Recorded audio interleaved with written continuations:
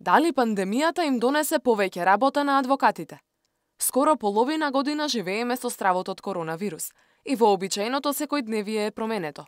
Корона кризата и неправилностите со кои се соочуваат граѓаните донесе промени и во обемот на работата на адвокатската фела, но и предмети кои пред пандемијата не беа толку чести, сподели Мартин Бошковски. Кажам дека пандемијата донесе промени и во обемот на работа, меѓутоа општо адвокатурата не беше изоставена и без потешкоти за овој период. Пандемијата повеќе донесе различна работа наспроти обем на работа, односно обемот на работа кај поголем број од колегите дури се намали, меѓутоа за нашата канцеларија конкретно повеќе се промени.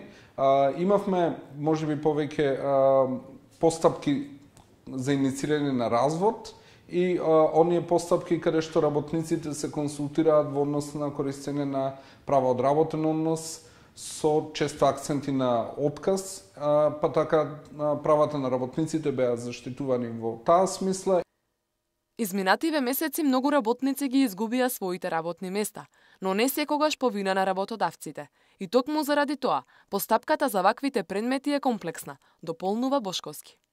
Ние бевме во улога некогаш и да ги спроведеме овие постапки во интерес на работодавачите кога се дава правилен и законит отказ, и некогаш бевме во улога да ги заштитиме правата на работниците кога во одредени случаи работодавачите не дава отказ согласно закон, односно гледаа колку што можат помалку да исплатат или пак да го упатат отказот во незаконит правец, што секако ние се потрудивме да ги заштитиме правата на работниците.